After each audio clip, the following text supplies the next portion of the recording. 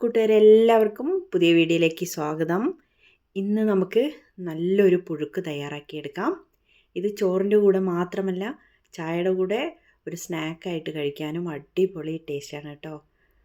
മാത്രമല്ല weight loss ഒക്കെ ആഗ്രഹിക്കുന്നവർക്കൊക്കെ ഇത് ഒരു നേരത്തെ ഫുഡായിട്ട് കഴിക്കാം.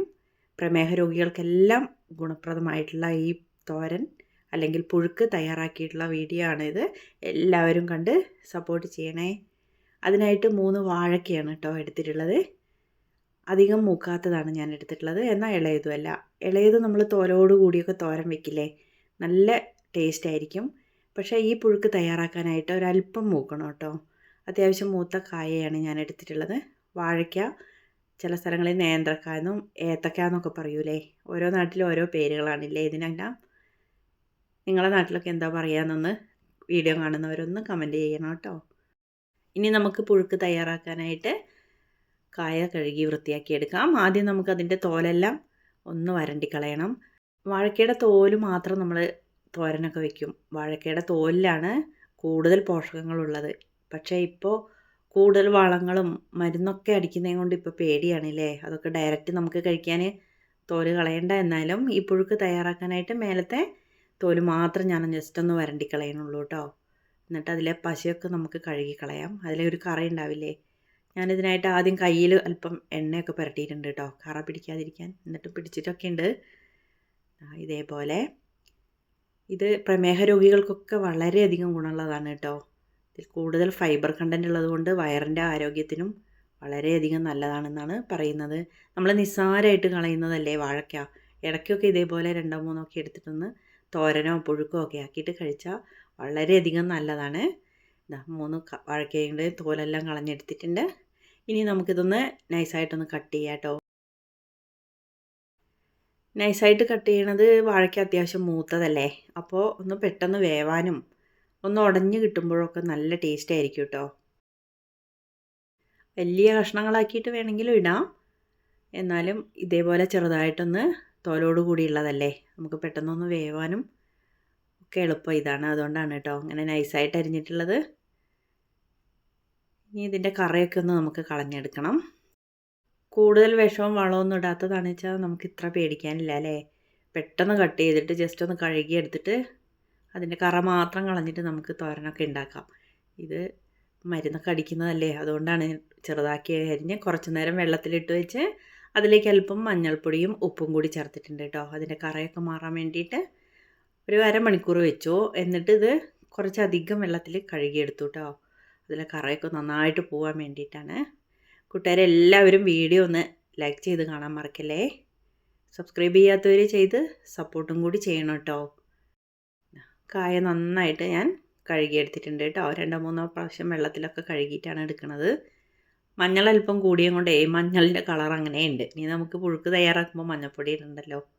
ഇനി നമുക്കിതൊന്ന് വേവിച്ചെടുക്കണം. അതിനായിട്ട് ഒരു ചട്ടിയിലേക്ക് വാഴയ്ക്ക ഇട്ട് കൊടുത്തിട്ടുണ്ട്. കുറച്ച് സമയം വെച്ചിരുന്നതും കൊണ്ടേ ഇതിൽ വെള്ളമൊക്കെ ഉണ്ട്. 1/2 ഗ്ലാസ് വെള്ളമേ ഞാൻ ഇതിലേക്ക് ഒഴിച്ചിട്ടുള്ളൂ കേട്ടോ. നൈസായിട്ട് അരിഞ്ഞതുകൊണ്ട് പെട്ടെന്ന് വേവും ചെയ്യും. പിന്നെ കായലേക്ക് അധികം വെള്ളമൊന്നും വേണ്ടല്ലോ. കൂടുതൽ വെള്ളമാക്കണ്ട കേട്ടോ, അപ്പോൾ അതിന് ടേസ്റ്റ് ഉണ്ടാവില്ല. വറ്റിച്ചൊക്കെ വരുമ്പോഴേക്കും കുറേ സമയം എടുക്കും. ഇനി പാകത്തിന് ഉപ്പ് ചേർത്ത് കൊടുക്കാം കേട്ടോ. എരിവിന് ആവശ്യത്തിനുള്ള മുളകും കൂടി ഞാൻ കൈയോടെ ചേർക്കുന്നുണ്ട്. പിന്നെ ബാക്കി അരപ്പിലാണ് തയ്യാറാക്കി എടുത്തിട്ടുള്ളത്. 2 പച്ചമുളക് ഒന്ന് കീറിയിട്ട് കൊടുത്തു. എന്നിട്ടൊന്ന് ഇളക്കി ഒന്ന് അടച്ച് വെച്ചിട്ട് നമുക്ക് പതുക്കെ ഇതൊന്ന് വേവിച്ചെടുക്കണം. ഇടയ്ക്ക് 2-3 പ്രാവശ്യമൊക്കെ ഒന്ന് ഇളക്കിയിട്ട് കൊടുക്കണം കേട്ടോ, എന്നാൽ അല്ലെങ്കിൽ അടിയിൽ പിടിക്കും. ഈ വെള്ളത്തിൻ്റെ ആവിയിലും കൂടി ആവാൻ ഒന്ന് മീഡിയം ഫ്ലെയിമിലിട്ടിട്ട് വേണം ഒന്ന് നമുക്ക് കുക്ക് ചെയ്തെടുക്കാൻ. ഈ സമയം നമുക്ക് അരപ്പ് തയ്യാറാക്കാനായിട്ട് തേങ്ങ ചിരവിയെടുക്കാം. തേങ്ങയുടെ അളവൊക്കെ ഇഷ്ടം പോലെ ചെയ്യാം കേട്ടോ. വെയിറ്റ് ലോസിനൊക്കെ ആണെന്ന് വെച്ചാൽ കൂടുതൽ തേങ്ങയൊന്നും ഇടണ്ട, കുറച്ച് തേങ്ങ ചേർത്താൽ മതി. ഒരു അരമുറിയുടെ കുറച്ച് ഭാഗമാണ് ഞാൻ ചേർത്തിട്ടുള്ളത്. 3 വാഴയ്ക്കയല്ലേ എടുത്തത്, നിങ്ങൾ കണ്ടില്ലേ. ഇനി എരിവിന് ആവശ്യത്തിനുള്ള പച്ചമുളക് ചേർക്കാം. കാന്താരി മുളക് ഉണ്ടെങ്കിൽ അതായിരിക്കും കേട്ടോ നല്ലത്. ഇപ്പം എനിക്ക് കിട്ടിയില്ല, അതുകൊണ്ടാണ് പച്ചമുളക് തന്നെ ചേർത്തത്. കുറച്ച് ചെറിയുള്ളിയും 2-3 വെളുത്തുള്ളി അല്ലിയും അല്പം നല്ല ജീരകമാണ് ചേർത്തിട്ടുള്ളത്. കുറച്ച് കറിവേപ്പിലയും കൂടി ഇട്ടിട്ടുണ്ട്. എന്നിട്ട് നമുക്കിത് മിക്സിയുടെ ജാറിലേക്ക് ഇട്ടിട്ട് ഒന്ന് ഒതുക്കിയെടുക്കണം കേട്ടോ. കല്ലൊക്കെ ആണെങ്കിൽ, അമ്മിക്കല്ലിലൊക്കെ വെച്ചിട്ടാണെങ്കിൽ ജസ്റ്റ് ഒന്ന് ഒതുക്കിയെടുത്താൽ മതി. നല്ല ടേസ്റ്റ് ആയിരിക്കും. ഇപ്പോൾ മിക്സി തന്നെയല്ലേ ചെയ്യുക, വെള്ളമൊന്നും ഒഴിക്കണ്ട. ഉള്ളിയുടെ ആ ചാറിലൊക്കെ ഇരുന്നിട്ട് ഒന്ന് ജസ്റ്റ് കറക്കിയെടുത്താൽ മതി. ഇതിൻ്റെ ഇടയ്ക്ക് ഞാൻ 2 പ്രാവശ്യം കായ ഒന്ന് ഇളക്കിയിട്ട് കൊടുത്തിട്ടുണ്ട് കേട്ടോ. ഇതാ വെള്ളമൊക്കെ വറ്റി കറക്റ്റായിട്ട് വെന്ത് വന്നിട്ടുണ്ട്. നല്ലപോലെ വെന്തിട്ടുണ്ട്. ഇനി അതൊന്ന് വേണമെങ്കിൽ ഒന്ന് നമുക്ക് ഉടച്ചു കൊടുക്കാം. ഇനി നമുക്ക് മീഡിയം ഫ്ലെയിമിലിട്ടിട്ട് ഇതിലേക്ക് അരപ്പ് ചേർത്ത് കൊടുക്കാം. കുറച്ച് വെള്ളം വേണ്ടവർക്ക് ഒരിത്തിരി വെള്ളം കൂടി ഒഴിക്കാം കേട്ടോ. ഞാനിത് കുറച്ച് ഡ്രൈ ആയിട്ടാണ് ഉണ്ടാക്കിയിട്ടുള്ളതേ. ചായയുടെ കൂടെയൊക്കെ നമുക്ക് കോരി കഴിക്കാനൊക്കെ നല്ലതാണ്. കുറച്ച് വെള്ളം വേണ്ടവർക്ക് അത് ചേർക്കാം. ഇതാ മീഡിയം ഫ്ലെയിമിലിട്ടിട്ട് നന്നായിട്ട് ഇളക്കി യോജിപ്പിച്ചിട്ടുണ്ട്. വേണമെങ്കിൽ ഒന്ന് അടച്ച് വയ്ക്കാം കേട്ടോ. അതിൽ പച്ചമണമൊക്കെ മാറട്ടെ. അരപ്പിലെ തേങ്ങയുടെയും ഉള്ളിയുടെയും വെളുത്തുള്ളീൻ്റെയൊക്കെ ആ ടേസ്റ്റ് ഒന്ന് മാറാനായിട്ട് വേണമെങ്കിൽ അടച്ച് വെക്കാം. ഞാനിങ്ങനെ തുറന്ന് വെച്ചിട്ട് ഒരു 5 മിനിറ്റ് ഒന്ന് ഇളക്കി ഒന്ന് മാറ്റിയെടുത്തിട്ടുണ്ട്. ഇനി നമുക്കിതിലേക്കൊന്ന് വറുത്തിടണം കേട്ടോ, താളിച്ചിടണം. അതിനായിട്ട് വെളിച്ചെണ്ണയിൽ കടുക് പൊട്ടിച്ചതിന് ശേഷം അല്പം അരിമണിയാണ് ഇട്ട് കൊടുത്തിട്ടുള്ളത്. അതൊന്ന് പൊട്ടി വരട്ടെ, ഒരു ടേസ്റ്റ് ഉണ്ടാവും കേട്ടോ പുഴുക്കിന്. അതിന് വേണ്ടിയിട്ടാണ്. ഇനി ചെറിയുള്ളി അരിഞ്ഞതും അത്യാവശ്യം കൂടുതൽ എടുക്കാം കേട്ടോ. കുറച്ച് കറിവേപ്പിലയും വറ്റൽമുളക് ഉണ്ടെങ്കിൽ അതിടാം. എൻ്റെ കയ്യിൽ ഉണ്ടായില്ല, അതുകൊണ്ട് ഉള്ളിയൊക്കെ ഒന്ന് മൂത്ത് വന്നപ്പോൾ ഒരല്പം മുളക് പൊടിയാണ് ചേർത്തിട്ടുള്ളത്. കൂടുതലില്ല, എരിവില്ലാത്തതും കൊണ്ട് 1 സ്പൂണൊക്കെ ചേർത്തിട്ടുണ്ട് കേട്ടോ. അതൊന്ന് എണ്ണയിൽ ജസ്റ്റ് ഒന്ന് മൂപ്പിച്ചെടുക്കാം, കരിയണ്ട.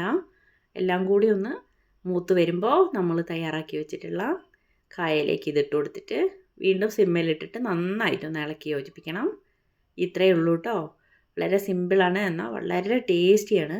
എണ്ണയുടെ അളവൊക്കെ കൂട്ടിയെടുക്കണമെങ്കിൽ ചെയ്യാം, അപ്പോൾ കുറച്ച് ടേസ്റ്റും കൂടി കിട്ടും. ഇത് വെയിറ്റ് ലോസിനാണെങ്കിൽ ഇതൊക്കെ കുറയ്ക്കണം കേട്ടോ.